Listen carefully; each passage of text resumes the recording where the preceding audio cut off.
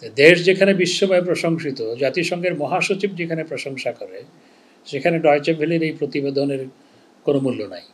আমি ওআইসি-ভুক্ত দেশগুলোর রাষ্ট্রদূত, যারা জাতিসংঘের রাষ্ট্রদূত, পিআর, পার্মানেন্ট রিপ্রেজেন্টেটিভ আছেন, তাদের সামনে আমি বাংলাদেশের রোহিঙ্গা ক্রাইসিস এবং এটি সমাধানের উপায় এবং তাদের সাহায্য সহযোগিতা চেয়ে একটি ব্রিফিংয়ের আয়োজন করা হয় আমাদের মিশনের পক্ষ থেকে। সেখানে ওআইসি-ভুক্ত দেশগুলোর জাতিসংঘের স্থায়ী প্রতিনিধিরা এবং অন্যান্য কর্মকর্তারা সেখানে উপস্থিত ছিলেন।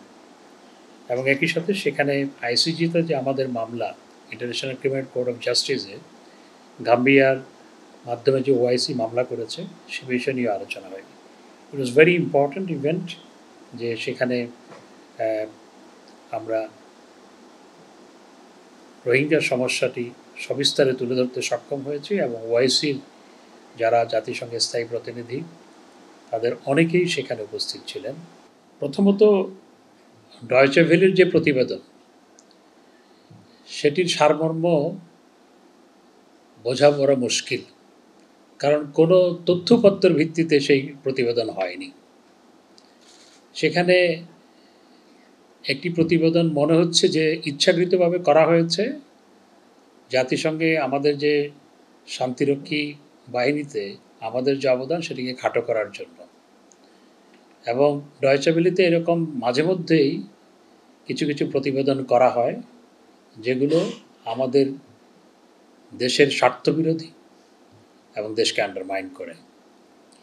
তো সেখানে কিছু, আমি ডয়চে ভেলেকে দোষ দেওয়ার চেয়েও সেখানে কিছু বাঙালি যুক্ত আছেন যারা এগুলোর সাথে যুক্ত।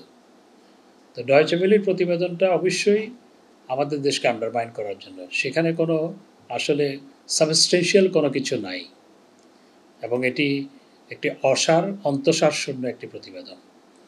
আমাদের শান্তিরক্ষী বাহিনী অত্যন্ত দক্ষতার সাথে, পেশাগত যোগ্যতার সাথে, অত্যন্ত সুনামের সাথে বিভিন্ন মিশনে কাজ করছে এবং জাতিসংঘের মহাসচিবও সেটির ভূয়সী প্রশংসা করেছেন। আমি জাতিসংঘের অন্যান্য বিভিন্ন দপ্তরের প্রধানদের সাথে যখন আলোচনা হয়েছে এবং সেখানে রিসেপশনে সেখানে অনেকের সাথে আমার কথা হয়েছে, সবাই বাংলাদেশের অত্যন্ত ভূয়সী প্রশংসা করেছেন। এবং আমাদের দেশের শান্তিরক্ষীদের মধ্যে মোর দেন 160 মৃত্যুবরণ করেছে। এই জাতিসংঘের শান্তিরক্ষী বাহিনীতে কাজ করতে গিয়ে মোর দেন 168 or 169 মৃত্যুবরণ করেছে, অর্থাৎ তারা সুপ্রিম স্যাক্রিফাইস করেছে। এটি অত্যন্ত প্রশংসিত হচ্ছে বিশ্বময়। দেশ যেখানে বিশ্বময় প্রশংসিত, জাতিসংঘের মহাসচিব যেখানে প্রশংসা করে, সেখানে ডয়চে ভেলের এই প্রতিবেদনের কোনো মূল্য নাই। এগুলো দেশ বিরোধী, অন্তঃসারশূন্য কিছু প্রতিবেদন।